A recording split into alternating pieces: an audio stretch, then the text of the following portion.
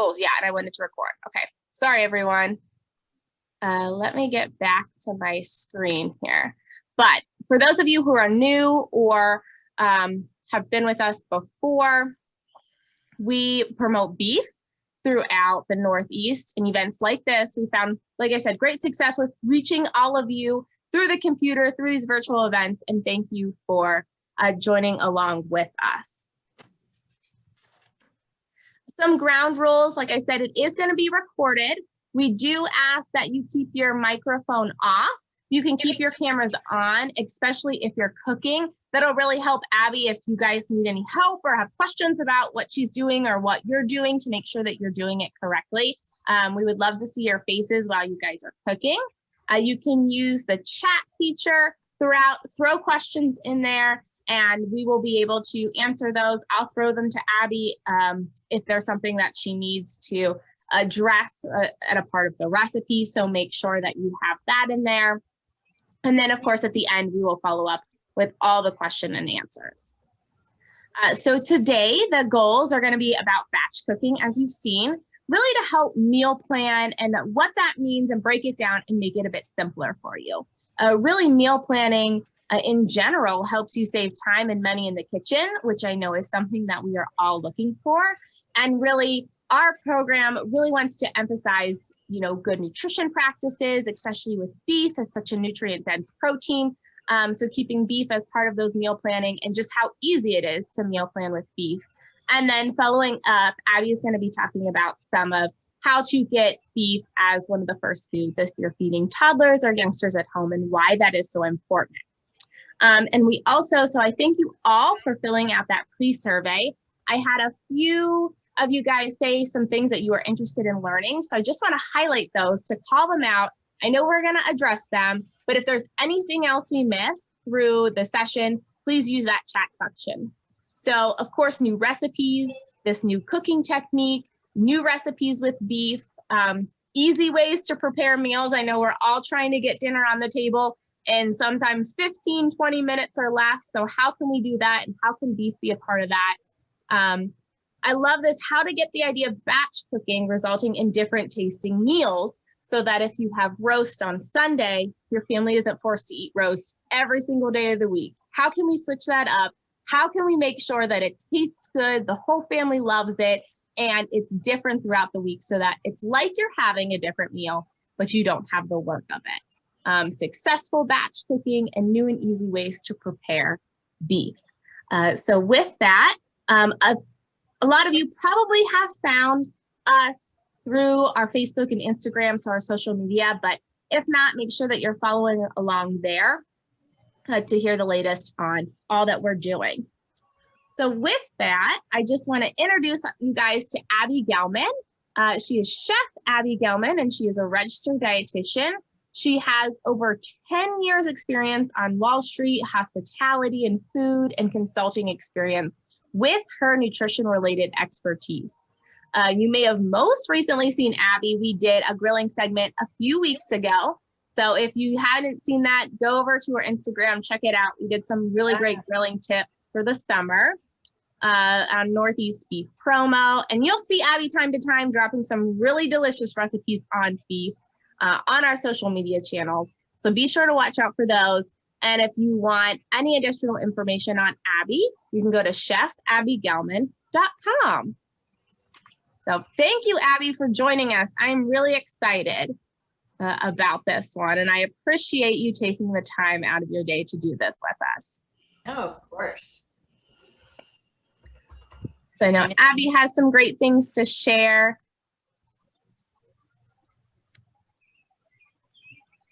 We're excited for this. All right. I'm just going to share my screen. And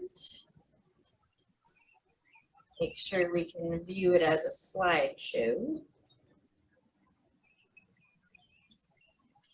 All right, excellent.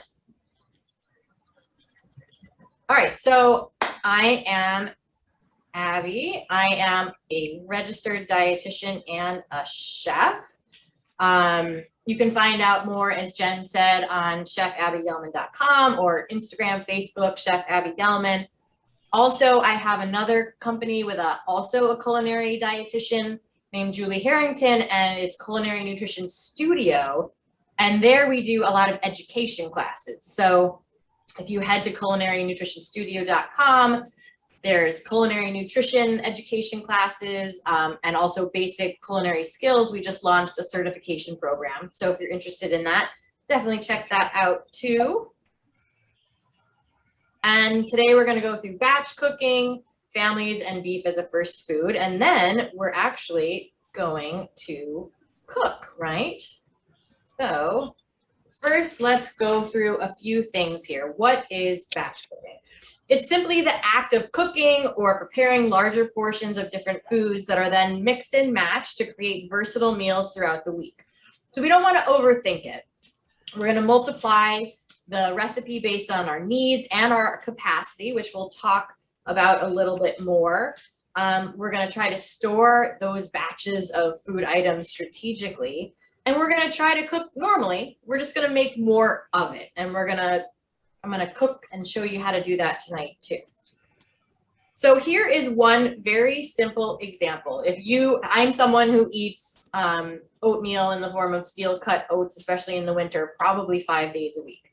So I love this one because instead of making one batch of oatmeal that, maybe serves 4 people, you could make 12, 15, 20 servings of oatmeal. And you're going to take a half-cup portion when you're done, and you're going to put it into a muffin tin. And then you can even put your toppings on there and freeze those, or you can put those, you can save those for later. You freeze it, and then you pop the frozen muffin portions out of that muffin tin. You put it in a resealable freezer bag, and you're good to go for up to 6 months. All you have to do is reheat it in the microwave with a little bit of liquid. And then if you hadn't frozen your toppings, you just add all you can have a sweet oatmeal one day and a savory the other. So we're going to kind of take this beginner example and we're going to apply that to all these great beef methods today. All right, let's check the next one. So here is another example of batch cooking. So cooking braised or ground meat. We're going to do both of those things tonight. Cooking big pots of grains or legumes, making 2 or 3 times the amount of a dressing, a sauce, or a dip that you can freeze. You can make a large pot of chili, soup, stew, or sauce. Again, you want to be able to freeze it. You can get a family pack of different cuts of beef or chicken or something else, and then or tofu or whatever the case may be, and you individually wrap that steak, and then you have each individual steak wrapped in your freezer, and then you can serve 1 or 2 people easily without having a problem. And you can save money with that batch of family pack meat that you got, and then it lasts 3 months and you can pull it out one at a time. You can also, you went to the farmer's market, now it's berry season and you got too many and you want to save them. You can put them on a sheet pan and freeze them on a sheet pan, and then when they're frozen, again, put them in that recyclable or that resealable freezer bag, and then you've got them for 6 months. Okay, so what is the difference between batch cooking and meal prep? So the aim for meal prep is to prepare everything in advance, and it focuses on that specific week. Whereas batch cooking, we're trying to prepare 75% of the food in advance.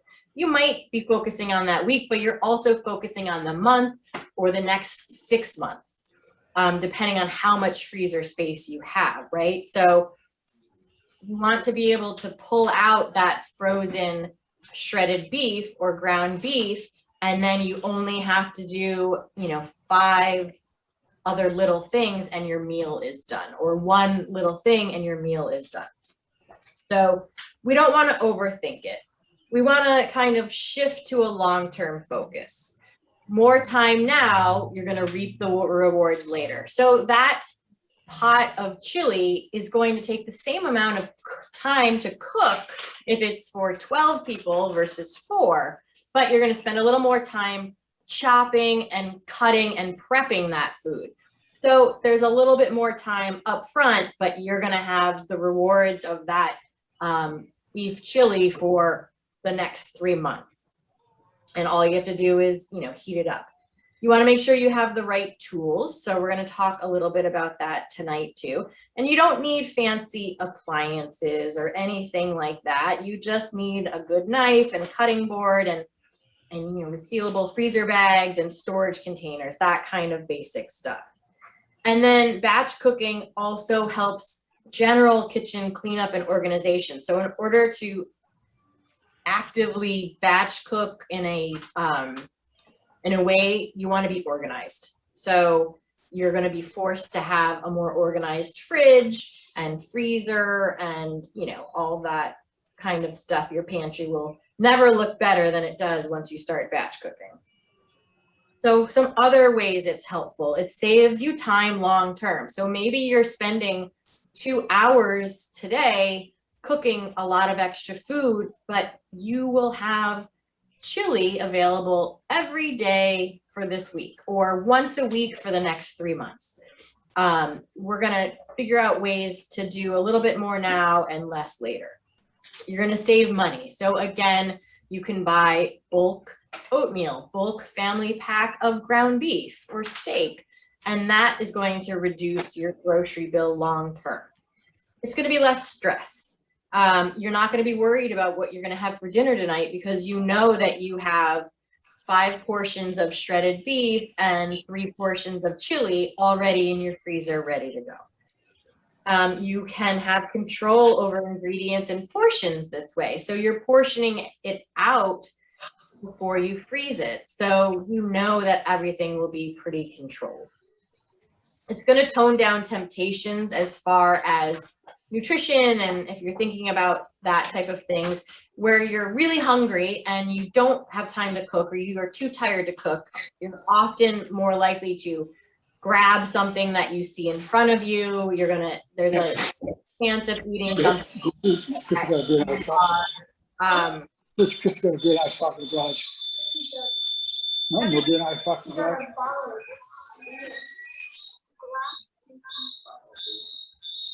Can you go see? Sorry about that.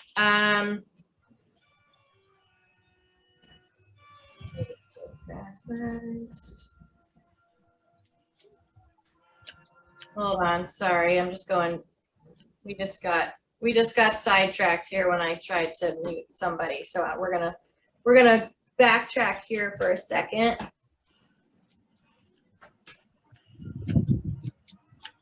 And start again. Okay, so again, it's going to tone down temptations. If you know you have food ready to go for dinner, then you don't have to worry about trying to grab something on the go or something that might be less healthy. It also improves the variety because then you know that tonight you can have chili, tomorrow night maybe you're going to have oatmeal, the next night you might have shredded beef with Mexican style spices, another night you might have something completely different. So you're able to kind of add different things into your day and your week. And then it's customizable because we're going to have ground beef, we're going to have shredded beef, and we're going to talk about, 5 different ways to use each of those. And none of them are exactly the same, so you'll be able to feel like you're having a fully different meal every day. And then reducing food waste because things are cooked and they're frozen and they're put away, and you're less likely to have things that you thought you were going to eat that are kind of sitting in your fridge and you might not end up using. And then some best practices. So you want to clean and organize your fridge. You want to clear out that freezer space and really make sure that you have kind of a system down of how you'd like to do it. And that might be as simple as getting the containers that you like that are stackable. You can plan meals for the week or the month and set aside time to batch cook those meals and prep. And then label is super important, right? So we want to keep maybe some painter's tape, or you can also use, there's kitchen tape if you go to maybe a Home Depot or on Amazon, and a permanent marker, and you just want to label everything with the name of the food and the date. Because if you put chili in your freezer today, you want to know 2 months from now when you look at it what it is without opening it, and the date that you froze it, so you know how long you have to eat it. And another good idea is to just keep a running list of what's in your freezer. So if we're cooking tonight and you know you put 10 portions of shredded beef in the freezer and 5 portions of chili in the freezer, and then whatever else is in there, then you just keep a running list as you go of what is in there without having to kind of dig around and see what everything is. Okay, so a few more tips for success. So we want to freeze meals appropriately in the containers that are appropriate for those sizes. So if you know that you're always cooking for 1 or 2, you want a smaller container that fits 1 or 2 servings. If you know that you have a family of 4, and more often than not, you're going to need 4 servings, and you can get slightly larger containers that always work for servings of 4. Resealable freezer bags are great, especially if you have like beef stock or something. You can put the beef stock in there and then you lay them flat, and they'll freeze almost like a record. And you can use resealable freezer bags for so many other things as well. The muffin tins we talked about, especially for portion sizes. If you're making a sauce, the ice cube tray is great for that. So you can, maybe you're making a pesto and you can fill up your ice cube tray with those portions of pesto, and then once it's frozen, you pop it out of the ice cube tray, put it into your resealable freezer bag and label it. Set it off the volume. Then same thing with cookie dough. I'm still logged on, but at least I don't have to listen Like to it. me, you like cookies. So what I will often do is have a whole batch of cookies, Copy of the. and then I will freeze them As long as you stay on for the whole them thing. into balls, and then I will freeze So it them doesn't in mean a I have to tray. listen to it. And then again, when they're frozen, we'll put them into that resealable freezer bag. And then the fruit we talked about already. And then appliances. So tonight we're going to be talking about the slow cooker, but it's not required. So we can do this exact same meal in the oven. When we're making the shredded beef, it doesn't have to be the slow cooker. Living with your corn. Okay, Yeah. families and beef. Let's shift a little bit here to families and beef as a first food. So beef and produce together are kind of a perfect union. So you get the nutrients of all of that wonderful stuff from the produce and from the beef. You get the flavors of everything, all sorts of different textures. There's room on the plate for both. So we're talking about balanced, nutritious, delicious meals here. Things that can really fit for the whole family. And it's an opportunity to improve diets at all life stages too. So I'll talk about it a little bit as we cook tonight, but that shredded beef, it's braised, there's a lot of liquid in there, and if you have a baby who's 1 or 2, they can eat that so. shredded beef. You can, if you Did you have want me to check on the, started solids but cannot, who still needs did you want me to check on the, tray that. So the whole family is eating the exact same meal. You're not short order cook, but you kind of mix and match it a little bit based on the age of the child and what adults and older people. So the dietary guidelines also, we know that for infants and toddlers, beef provides lean protein, iron, and zinc, and that's all critical for our kids and our babies and those first few years, especially when they're growing so fast. Oop, how did we get there? Oh, that might be it. Is that the all? cooking thing? Families? And If anyone has talking more along, and I'm it's in happy our to home, other ideas of the families, a but member of her family walks in and starts talking to her and asks if it's live. It's like, didn't you tell him before? okay. Hey everyone, while we have a second, can you just make sure that you're on mute? Put yourself on mute while Abby's presenting. Thanks, guys. Go ahead, Ab. All right, thanks. Okay, sorry, I just got a little distracted there. So I'm happy to talk more about family stuff if there's some questions about that too. I know we wanted to get to cooking. So here is my closing slide. We're gonna talk through kind of all of those messages about batch cooking. I'm gonna show you all sorts of examples as we go and talk about those nutrients again. We know that beef has a lot of them, which are important for all ages, right? So we'll continue to talk about that. And I'm gonna stop sharing my screen here. And we're gonna do a little switch over. So I'm gonna move this out of the way. And, all right, and please feel free to ask questions while I'm doing this. I'm happy to talk to everybody as we go. We're gonna start off with the shredded beef. Is anyone cooking with me? Has anyone made their shredded beef ahead? I'm cooking with you, Abby. Yay! All right, Billy. I know you are. I saw you on your social media earlier. I think about it too. All right, so shredded beef. I have a slow cooker in the back here. I don't know if you can see it. So the recipe was very basic. We had a chuck roast, shoulder roast, whatever you can get. I just cut up an onion, cut up a bunch of garlic, put it in the slow cooker, put a big roast on top of it. I did put salt and pepper in there as well. And I cooked it on high for 6 hours. And now this gorgeousness is what we have. So now we have, I just did a 4-pound roast, but I want to be able to freeze it. So that's number one. So if we're talking about batch cooking, a 4-pound roast, I'm going to, and there's liquid. So when you're freezing stuff like meat, you want to make sure there's liquid in there so that it doesn't get freezer burn and it keeps it moist. And really, it's a much better process for freezing when there's some moisture in there. So I would first take out my portions and say, I want to eat this amount this week. And then I would get my containers.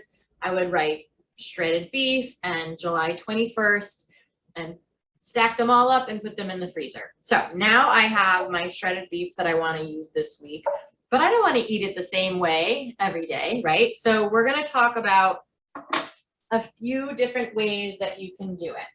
So the first one, which happens so many times, so much in my house, and that's why we're doing chili tonight too, is the Mexican style tacos or those Mexican style seasonings, cumin and coriander and chili powder and all that stuff. It goes beautifully with shredded beef. So this first one is kind of a Mexican style shredded beef. So we have salsa in here and chopped scallions and cilantro. So what I'm going to do is just take some of this shredded beef that already has onions in it and garlic, right? I'm going to put this in here and I'm going to mix it all together. And then, so today we're having this kind of Mexican style, and I have some corn tortillas here. And that, essentially the only thing that we chopped up was the cilantro and the scallions. So you can also add in diced peppers. We have shredded cheese. You could put some sour cream on there. You could add a sliced avocado. I know we have an avocado in here too. I'm going to show you how to cut some stuff later. But you can have avocado in there. You can, add some cumin and coriander and do a little bit of a spice blend in there. You could add some jalapenos. But basically, you can cook as much or as little. So if I took this out of the freezer and I defrosted my shredded beef, I could simply add shredded cheese and open a jar of salsa and corn tortillas and we're done. So I spent 0 time getting dinner ready if that was the situation, right? So that is number 1. Now we're gonna switch to number 2. And I'm gonna hand you this. So number 2 is going to be kind of a barbecue style. So my daughter wants barbecue. She wants barbecue beef. So I take this out and I defrost it, and then I get my barbecue sauce. You mix it together and you're done. You have barbecue beef, right? So this is shredded cabbage. You can mix it with some shredded cabbage. You can buy cabbage already shredded, or you can get a thing of cabbage and chop it up yourself. Both are options. You can put it with, pre-made coleslaw. You can use it with horseradish. You can put a little of those fried, French fried onions on there. You could put some green peppers in there too. But this is kind of a very basic, and cabbage is super affordable too if you purchased the cabbage and shredded it yourself. Very affordable, easy, straightforward meal. Again, right? And you can put it on some hamburger buns, all that kind of good stuff.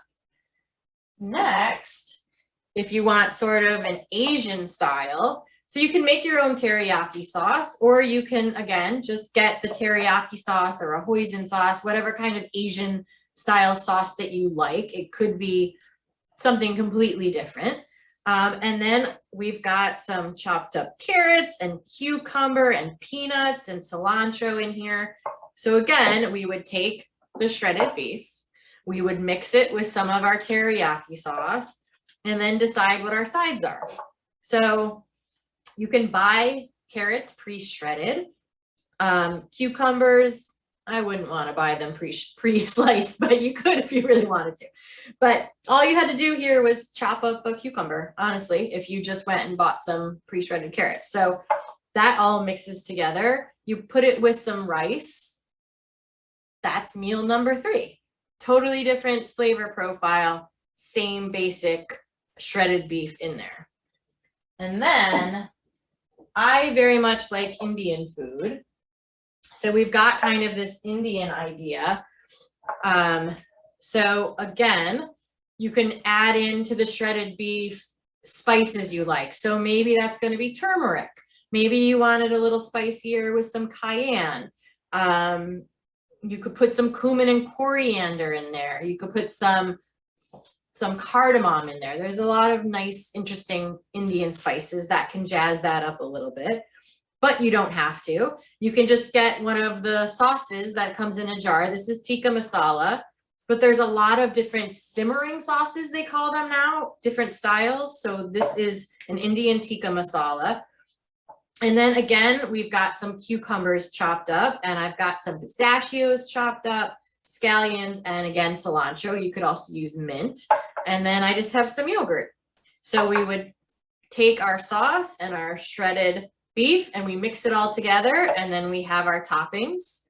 So again, dinner in 15 minutes, right? We're super easy if we're just chopping up a couple things. And then whatever we don't eat. So I honestly, it took me this morning 10 minutes to put this in the slow cooker. So 10 minutes to put in the slow cooker, and then 6 hours later, I shredded it. And then we're done. So if you did that on a Sunday, you could have shredded beef once a week for the next 3 months, as long as you portion it out and freeze it. So that's that. Now let's actually do some cooking. How does that sound? We're gonna make some ground beef. So Thanks, Abby. And I think all of those variations that Abby just went over, all the toppings, all the ingredients were in the recipes that we sent out. So you guys should have those different mixtures depending on what your flavor profile is. Thanks, Abby. thank you. All right, so next we're gonna do something which I love. I very much enjoy ground beef. And one of my favorite things to do is kind of this Mexican style taco seasoning. So we've got here, I'm going to show it to you here. If you can see all the pretty colors sectioned out. So we have, let's see if I can remember, onion powder, garlic powder, cumin, chili powder, dried oregano, salt, pepper, and red pepper flakes. So that's a lot. If you don't have all of those things, you can cut out a couple of them, but that's kind of the basis of the way I like to do it. And you have that recipe here too. So we're gonna cook 2 pounds of ground beef. I'm gonna cut up 1 onion. So essentially, the first thing I'm gonna do is turn on my pan, and then I'm gonna start to get cooking. So you always wanna have a hot pan. You never put cold oil into a cold pan because that takes longer for your oil to heat up, kind of like when you're making pasta. You want to put cold water into a pan and then it boils faster. Kind of the same idea here. So we're going to get our pan pretty hot and I'm going to show you how to cut an onion. So when you look at an onion, you have a root and a tip. I like to call it from the rooter to the tutor. So you're going to cut straight through in half, and you always want to leave that root intact because that holds the onion together so it doesn't slip while you are cutting it. So we're going to cut it in half here. And then I always have a garbage bowl here on the side because I don't want to keep walking over to the garbage can. So I find that it's super helpful. I can just put all my garbage here in one go. And then if I want to take it, if it's full, then I go and put it in the garbage. But otherwise, I'm kind of in my own little space. And this is also called mise en place. You're kind of setting up your space for success. So I'm gonna peel this side too. Does anyone cry when they do onions? Does anyone have that problem? I see Jen raising her hand. Does anyone know what the tricks are so that you don't cry? Any ideas? I can't see the chat, but tell me if anybody says anything. No one has yet. And I won't say because I heard them last night. So there's a couple different things that work well. You can, so now I've peeled it and sliced it in half. I can run it under water. Some people put it in the freezer for a short time and that kind of supposedly helps. But here is one thing that I want to tell you that will help hopefully when you buy onions. If they're soft and you can see more liquid in them, they're older, and that when you cut into it, there's more liquid and then there'll be more gas that goes into your eye, which essentially is what's making you cry. So this is a nice firm onion. So I'm totally fine right now. There's not really any liquid. I could hold it up to my eyes. But so old onions will make you cry more than a new onion. So it's a good thing to see. Actually, I shouldn't do that. I should tell you what I'm doing first. So when you're at the store, press on the onion before you buy it. If it's soft or not hard, don't buy it. Okay, so we've cut in half from the rooter to the tutor. Quick question, Abby. Have you found that, like, if you buy sweet onions, like a Vidalia onion, opposed to a white onion, it's less potent? Or is there a difference in those? I haven't found a difference. For me, it's usually the age of the onion. Yeah. Okay, good to know. Yeah, and the more most of the time, if you cook a lot and you're used to the onions, it bothers you less over time. But generally speaking, you want a new, like not a newer, but not an old onion. You want to stay away from the softer, liquidier onions. Okay, so now I have it in half. You want your flat side always down. I'm going to put my hand on top to hold it down firm, and I'm going to slice across carefully and make essentially floors. So basement, first, second floor. So I'm going to carefully cut across. Depending on the size of your onion, it might be, 3 times.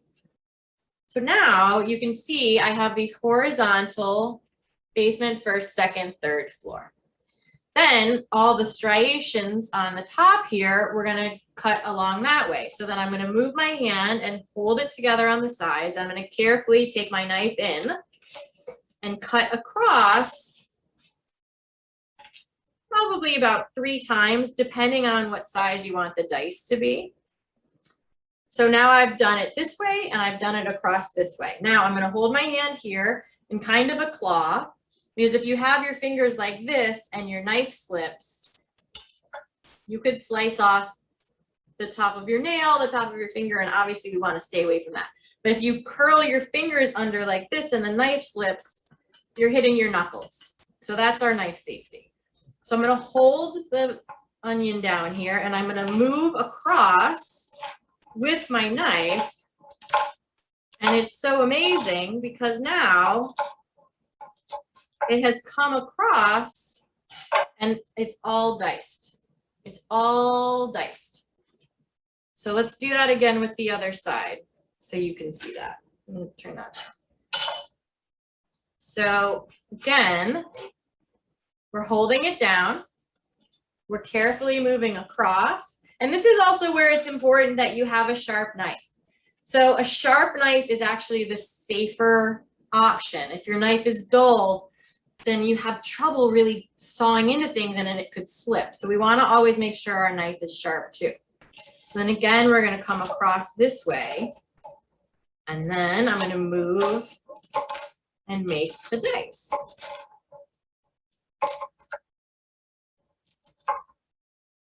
Which is pretty awesome. Okay, so now our pan is hot. I'm going to add in some oil. And it should heat up pretty fast. I'm going to show you another trick. So if I have any bakers out there, you probably know what that is. Does anyone know what this is? You see? No? A dough scraper, someone said. Exactly, a dough scraper or a bench scraper. So if you bake, you probably have one of these, but I like to use it to scoop up my veggies. And then you put them into the pan. So if you use your knife to do this, it's going to dull that edge of your knife quicker. But if you use a bench scraper, it works great. All right, so now we have in here our onions. You can also put garlic in here. Here's the other thing I like to tell everyone. Your recipes are just a guide. So if I like garlic, I'm going to add garlic to this.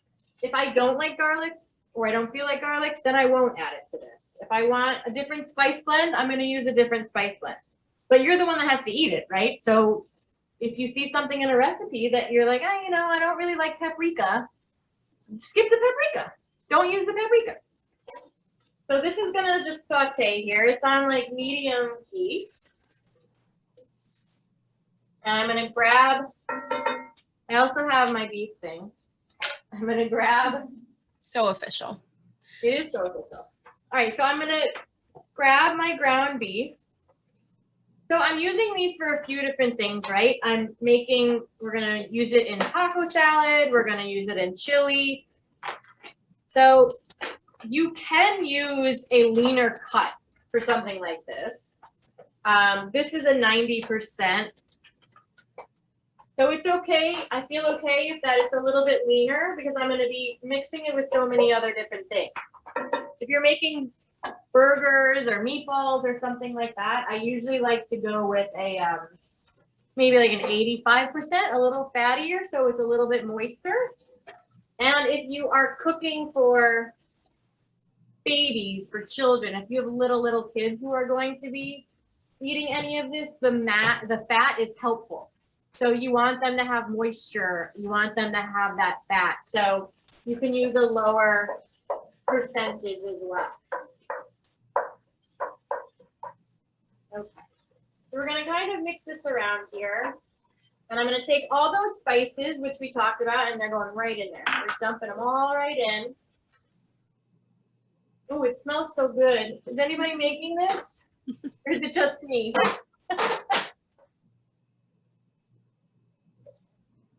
All right. Do I have any questions or anything right now while I'm doing this part?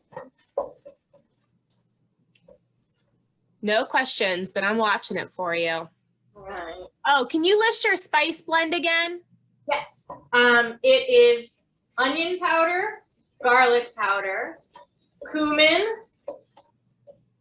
salt and pepper, red chili flakes, and chili powder.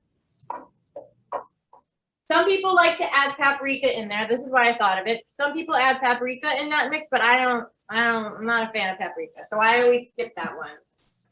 And I have to eat this, so that's why. But if you like paprika, put paprika in there. Okay, so now because we're batching it up, this was 2 pounds of ground beef versus maybe the 1 pound that you normally would do. And that didn't take me any more time to prepare, right? And it's, you need to let it cook. It's not gonna take any more time to cook the 2 pounds versus a 1 pound either. So we're gonna let it sit there for a second, and then we're gonna talk about what we're gonna do with it. So we're gonna make a taco salad. I'm calling it a confetti taco salad because we're gonna have a bunch of veggies in there, and it's gonna look really bright and colorful and beautiful for the summer. And then we're gonna make a chili. So for example, I'm cooking this now. So we're making the taco salad. That's what we're gonna have for dinner. And then I'm gonna make the chili and put a bunch of it into the chili. And then I'm gonna portion out the chili, label it, and freeze it. And then that'll be good for the next 3 months. And I can grab it whenever I just wanna have some chili.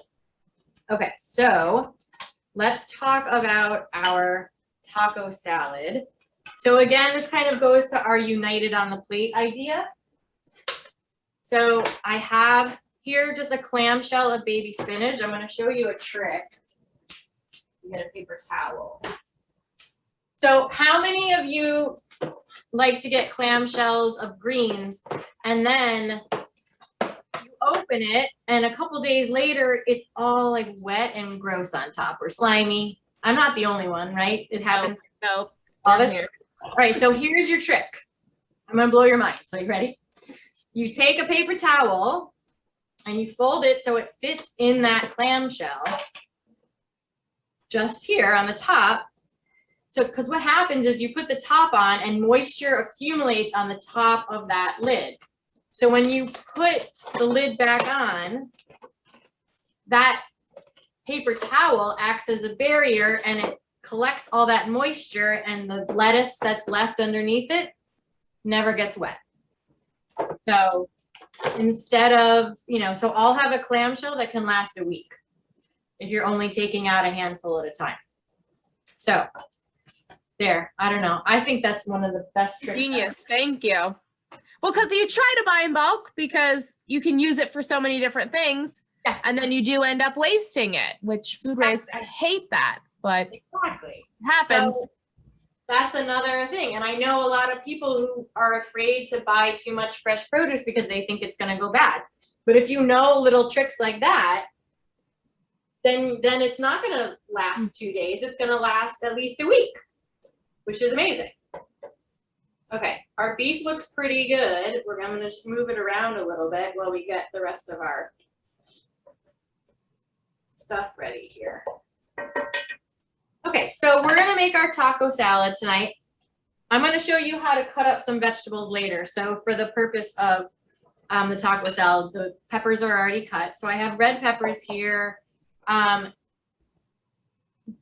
way I usually lay it out, if it's my daughter and I or like a bunch of kids, people like to have a choice and choose your own adventure. So I'm gonna just start putting things in this bowl here, but you can also put out different things, and then your kids or the adults, whoever is eating with you, can make their own taco salad. They can do whatever they want. They don't have to all have peppers or all have baby spinach, but I'm gonna do it this way tonight because we're just gonna eat whatever, we're eating whatever I decide. She doesn't have a choice right now. Okay, so I have baby spinach in there. Romaine is nice in here too because it's more crunchy, but I have the peppers in here also. And don't be afraid to get your hands in there, right? We're cooking. So as long as you're clean, do it. We have, it's just a can of black beans that we rinsed off and put in there. You can use any kind of beans you like. You can use lentils. All of that works. Again, I have some of those scallions that we like so much. We have some cilantro is going in there. And some shredded cheese. And then I'm gonna get my avocado and I'm gonna get a couple big spoons. So here's our big taco salad type of situation that we mixed all together. And I'm gonna turn the beef down. And we have our taco chips. So you can just buy taco chips if that's what you like. We actually cut up corn tortillas, put them on a baking sheet, cook them at 400 degrees for like 15 minutes. That was it. These are our taco chips. So depending on what you like, I will usually take a bowl, put a bunch of chips in there, put a bunch of this stuff in there, and then I mix salsa. My dressing, I guess you could call it, is salsa and sour cream. And of course, the ground beef also goes in there. You mix everything together. So I'm gonna make one little individual portion in a second, but I want to show you, well, we want the beef to be cooked through, number one. And number two, I wanna show you how to cut the avocado. It's looking good. Okay, so again, knife safety. To know if your avocado is ripe, yes, people think that it's the color, but it's also if you press on the top here where the where the top is, if it's soft right there, then it should be ripe and still kind of firm. So for knife safety, you can put it on the board, put your knife carefully in the top, and then just move it around in a circle, basically around the pit on the inside. And you turn it. Ooh, look how beautiful that one is. See? That's perfect. Gorgeous. Okay, so hold it in your hand. We're gonna slice it at an angle this way. And then we're gonna turn it and we're gonna slice it at an angle the opposite way. And I'm gonna get a big spoon. And then you take the big spoon and then you just gently, I'm actually gonna put it in this bowl. And then you just gently go around, pops right out into dice.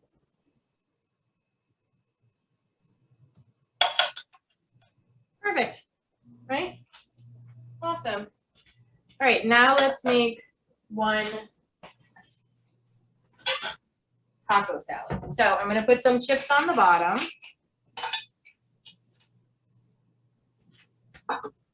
And then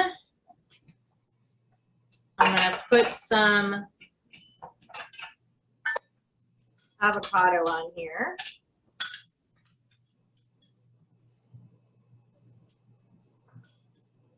And then I'm gonna put some of this mixture on. So again, could just be individual bowls of all these different things as well.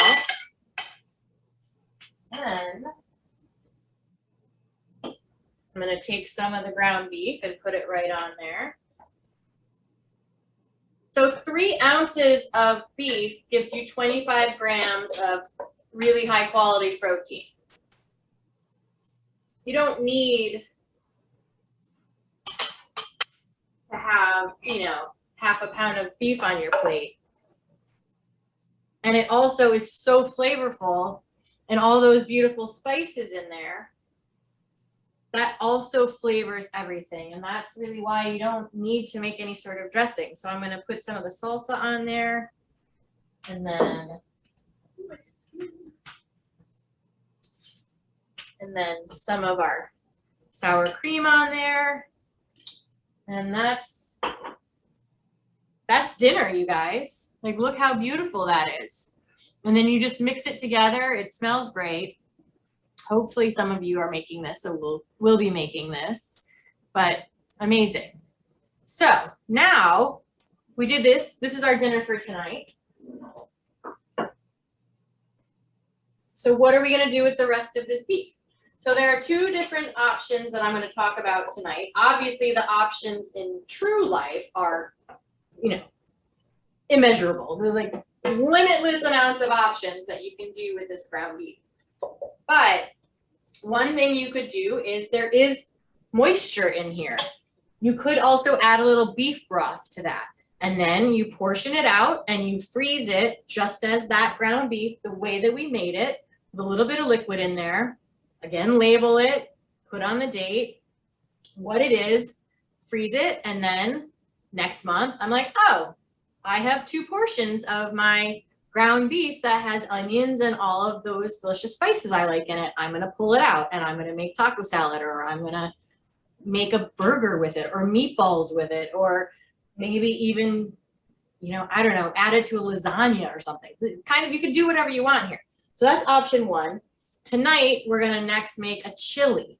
So I'm gonna turn the meat off and I'm gonna kind of switch places here. And the chili that we make, you portion it out. Do you see, does everyone get my repetition here? You portion it out, you label it, you put it in the freezer, and then next week I have chili. A month from now I have chili. My daughter, who loves this chili we're gonna make, can grab it and she can bring it to school for lunch when school starts again, or she can have it for dinner one night. You know, it's available all the time. And like, that's the beauty of batch cooking. You don't have to cook, it is already there. So I'm gonna grab this, move it over here, and then we're gonna do that. So to make our chili, I'm gonna show you some chopping. We're gonna do some chopping. I've already shown you the onion, so I know you like my rooter to the tutor comments, but we're not gonna do it again. But we're gonna do a pepper and a carrot. First, I'm gonna turn on our pan here, our pot. And again, we wanna heat it up before I put in that oil. So I'm gonna chop some things first. There are many different ways to cut a pepper. I'm gonna show you the way that I like to do it. So I will first cut through the top here. So I'm gonna lay it on its side and carefully cut through. That green just pops right out. And then I'm gonna pull out the middle here. And then you can bang out the seeds if there are any, but they came out pretty clean. And then I sometimes go in and pull out some of the white that you see in there. But we're not a restaurant, we're eating for ourselves. So in a restaurant, they might be very fancy and trying to really take out all that white extra stuff in the middle of a pepper. There's nothing wrong with it. It tastes exactly the same. Who cares? We leave it, right? The next thing I want to talk about is the outside skin of a pepper is kind of like a tomato, and it's very hard, and there's a good chance that your knife will have trouble with it. So we always like to cut from the inside flesh of the pepper. So I'm going to cut it in half, and we're going to put that skin side down. And then I'm going to kind of move across and make these planks, right? And then I'm going to take a couple of them and move them sideways and take my claw here and then work across, just dicing those peppers. And we want to have them, you know, easily bite-sized, since we want to have a few things in every bite with chili. So again, we're going to work across and one by one. And with cooking, just like everything else, the more you do it, the better you'll get. You'll become more efficient. You know, you get better and better every time you cook. You're not going to become a master cook in one day. So again, we make the planks across. That. Then I'm going to cut one or two across at a time. And if you stack too many together, your knife won't be able to get through it either. And again, there's a higher chance that you're going to hurt yourself. So, you know, just take it slowly. All right, so this is hot. I'm going to put some oil in here now. Turn it down a little bit. I already have an onion ready to go. Woo! Listen to that. All right.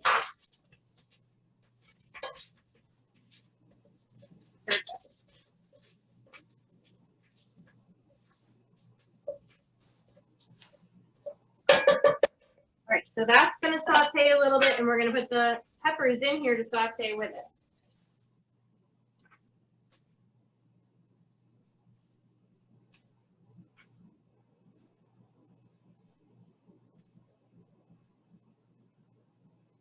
Okay, now let's talk about the carrot. I generally don't peel my carrots. So if they look okay and you wash them, the peel of the carrot is just more fiber and it's not hard to eat. It's not like you're eating something really thick, right? So many times if the carrots are fine, especially if you're getting them at, you know, the farmer's market or a local place, they look pretty good. So I'm not gonna peel it. I'm just gonna cut off the ends, put them in my garbage bowl. Now, the next thing is you don't wanna deal with anything that's longer than your knife. So you can see that this carrot is longer than my knife. So I'm gonna cut it in half. And you always wanna deal with a flat surface. So the first thing I'm gonna do is try to hold the carrot still and cut it in half so that I can have it flat on the board. And I'll do that for the other side also. Okay, so I want to cut these to be about the same size as the onion and the pepper. So I'm going to cut each one of these in half. So now we have 4 long planks on this one side. And then I'm going to line them up. And again, I'm going to put my claw and I'm just going to move across my carrots and dice them. And we're going to do the same thing with these. And now this is the skinnier side, so I'm just going to leave those kind of as they are.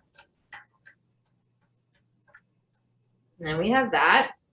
And then the carrots also go in.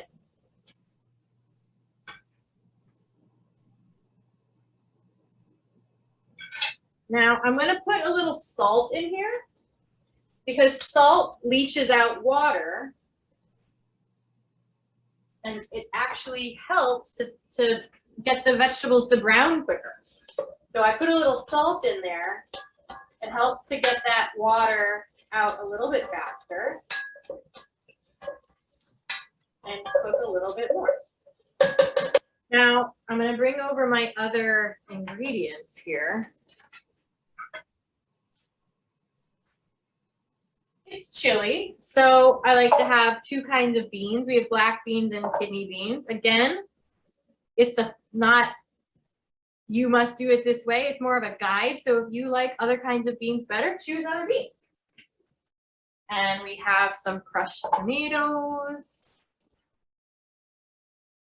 And I have some chili powder and some beef stock. And some cilantro. So once this kind of cooks a little bit, we're going to start adding more stuff in, right? So we have our beef. One of the good things actually about cooking the beef and all those spices ahead is that I don't have to double down on it. I mean, you can if you want more flavor, but the spice is already there in the beef. So I don't have to add all those spices that we did with the ground beef. I'm going to put in a little more chili powder because I like it, but you don't have to. So that's going in a little bit too. And then I'm going to move over my beef and I'm going to put in some of the beef into our pot.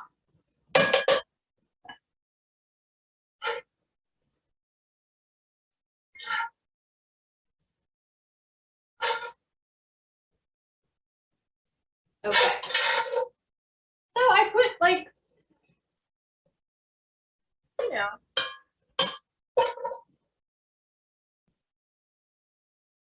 good serving here, and I still have some left that I'm going to be able to portion out and freeze. So I've got at least 3 servings left over here. I put in about 4 servings in here. Then we're going to add in our beans. And I'm going to start to mix it all together.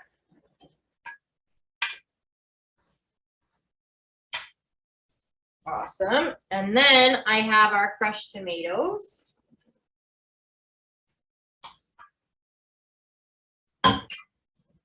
And we're gonna mix it all together. And then I'm gonna put in some of our beef broth. Amazing. Okay, so now a couple things. It depends on how you like your chili. So if you like it more tomatoey, add more crushed tomatoes. Add the can of diced tomatoes. You can do so much in here. You can also add jalapenos now, all sorts of good stuff. But I'm gonna leave this on the stove and it's gonna cook down a little bit. And also the thickness. So if you like it like this, a little more liquidy, great. Pull it off the stove. Let it, portion it out and let it cool. If you like it a little thicker, then, you can reduce it down a little bit. Cook it down for 10 minutes, 15 minutes, however long it takes to get to the consistency that you like. And then at the end, when we're all done, I have a bunch of cilantro here and I'm gonna mix that in. And then again, portion it out, label it, and put it in the freezer. So all the toppings that I would pair with this too, we talked about earlier. So we've got avocado, shredded cheese, sour cream, all that good stuff. All right, I think that's it. I think that's everything. Amazing. Do we have any questions while this cooks? None so far, and you're doing great on time. So if you guys are cooking along with her, let us know what works for you or what recipe blends or spice blends you're using. Or maybe throw out some other suggestions that you could use with the shredded beef or the ground beef and what you would do with those. I love the idea of having ground beef in the freezer for just like making spaghetti. Because on my stove, spaghetti takes so many pots between the beef and the pasta and the sauce. If you already have the beef done and all you have to do is throw it in and heat it up, that's so perfect. Yeah, and you could do the ground beef. So I did all those specific spices, but you do like an Italian seasoning blend. So you cook it with the onion and the garlic and dried basil and oregano and thyme and all of that kind of stuff. And then it's already seasoned that way for your pasta sauce, if that's the way you want to do it. I love that. And you keep saying, you can keep all of these recipes up to 3 months in the freezer. Oh, okay, actually, that's a good question. So if there is meat in it, if it is a recipe with beef, then 3 months. Mm-hmm. If it is, if there's no animal protein in it at all, then you can usually get to 6 months. But 3 months is like your good sweet spot. That's good to know.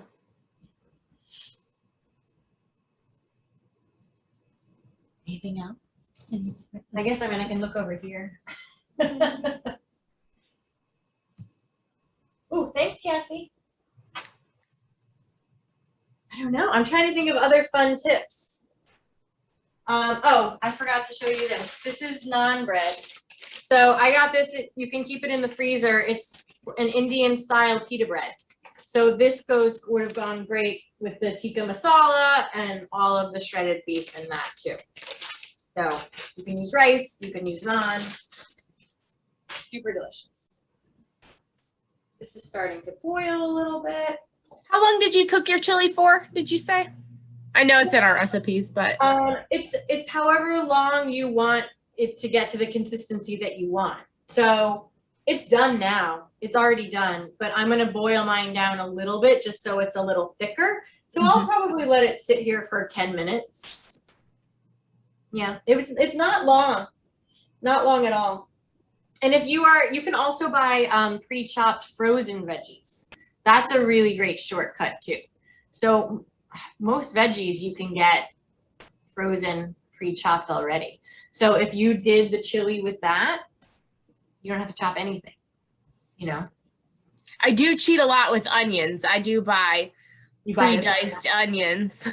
I mean, there's nothing wrong with They're it. so easy. Throw them in. You don't have to mess with it up.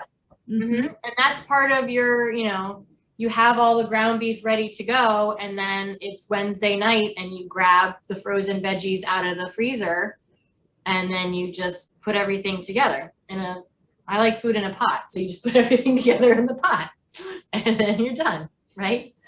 It's amazing. It's amazing. And you can batch cook grains too. So, you know, you could batch cook your beef, and then you have frozen brown rice and then frozen vegetables, and you put everything together with like the tikka masala sauce, and you're done. You're done, you're done.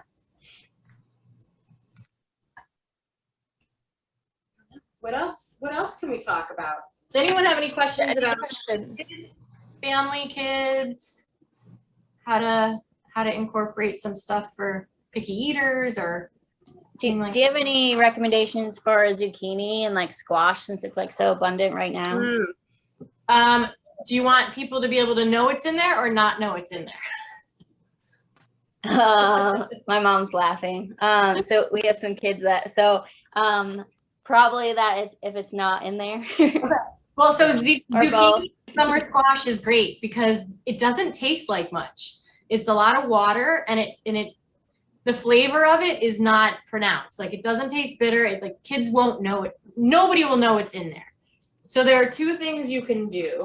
I like to cook it in pasta sauces and puree it in there, and then add the beef. So if you put all the veggies in your pasta sauce and use like an immersion blender or a regular blender, and it just looks like red marinara sauce, then add your ground beef, they will not know. That works with baby spinach too. Baby spinach doesn't taste like much. That's a good one. Or in soup, that kind of thing too. Thank you. I appreciate that. I just made a good chocolate cake with With zucchini. zucchini in it, you pureed it in there. Mm-hmm. That's good. Did you- Everyone ate that. I mean, if you don't mind, if they want to see it, I shred it and I fry them. I put it with like flour and egg, and then they're basically like zucchini pancakes. You can do something like that too. Those are good.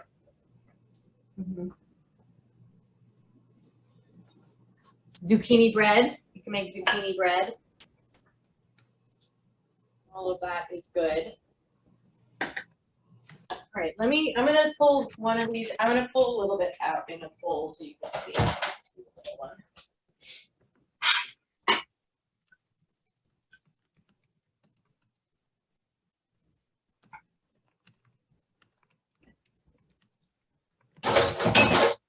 All right, so there's our chili. You can still cook it down more. And add more tomatoes if you want it more tomatoey, but that's basically it. And then we put all our toppings in. So I'm gonna add in my cilantro and mix it around. And we're done. I mean, obviously you gotta taste it, right? But other than that, we're good. Awesome. Thank you, Abby. Someone just said zucchini noodles too. Yep. For Oh, lasagna. yeah, zucchini noodles. I also find if people are worried about zucchini noodles not filling them up or want pasta too, you can mix the two together. You just mix the spaghetti and the zucchini noodles together. And do a layer of each. That's pretty good. Then you have your veggies in there too. Exactly. Awesome. Well, thank you guys. This has been fun. If you have any other questions, drop them in the chat. We will get those sent over to Abby. I think everyone, we did record this, so we'll be sending out the recording so you all have it, and I'll send out those recipes again so you have them as well. I'm gonna throw a link in the chat if you wanna complete a post survey for us, and we have some beef swag kits. I have some resealable, microwavable, freezer. They go in the dishwasher safe bags so that when you're doing this meal prep, you can put them in there. So I want to send those out to you. And just thank you guys for joining. We check our social media handles. We have our next virtual workshop lined up for August 24th with Chef Julie Harrington. So Abby's partner in crime actually is going to be coming on, and we're going to be cooking with kids. So as we get back into school season, what are some recipes that you can get kids in the kitchen so that they are cooking alongside of you, so they're enjoying the food as well. But yeah. Any final words, Abby? Anything we forgot? Anything? Any other tips? I know you have tons of tips and tricks to share with us, but I'll be respectful of your time. No, it's fine. I know. I know people get overwhelmed. So make it simple. Make it simple. Do some extra stuff like this. Like, honestly, this whole thing took us an hour, right? So you do this whole thing, and now I'm going to have food really for the next 3 months. I can have chili once a week easily for the next couple months. And that shredded beef, I said 4.5 pounds, right? So that's It's sticking around a while. sticking around a while. So you can get a lot done, and then it makes your weekdays, if you're busy with everything else, so much easier. So it's worth a shot, you know, spending the time to try it out. So I have a quick Awesome. question for the chef. Yeah, go ahead. Here from Texas, and because it's beef, and I often like to do stir fry with all the good vegetables that are in my refrigerator. But a problem that I have, I do use sirloin, usually a good grass-fed sirloin. Slice it thin. Is the key to let it come to room temperature before I put it on in that hot pot to stir fry it? Is that the key? Because I want something that, you know, you go to a restaurant and it's juicy and it's sizzling and it's fresh, but when I cook it, it seems like all the moisture comes out and it's dull. What's the tip there, chef? you might want to try marinating it first. Is that the You key? don't even have to do it for very long, just like 20-30 minutes. You can slice it first and then marinate it, and then you're good. Does it need to be room temperature, or that's no key or no effect in the cooking process? I could be wrong, but it doesn't really seem to matter for me. But you can slice it and let it marinate at room temperature for a half hour. If it's more than a half hour, put it in the fridge. But That's the key. slice it, marinate, put it in, you know, let it sit at the room temperature, marinate for half an hour, and then do it. You know, marinate and then chop up all your veggies, and then you'll be done. You'll be ready to go. Try that. Thank you. Very good. Any other questions?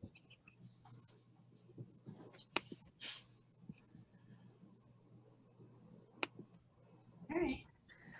Well, you can email me too if anyone wants. You can go to my site. I've got tons of recipes there at chefabbygelman.com, and you can email me too. Happy to answer any other questions. Yeah. Awesome. Well, thank you, Abby. I so appreciate that. It was great having you. Thanks for joining us. And thanks to all of you for joining us as well. I hope some of you have some delicious food ready for tonight, or maybe meal planning for the rest of the week or the weeks to come. So we appreciate it.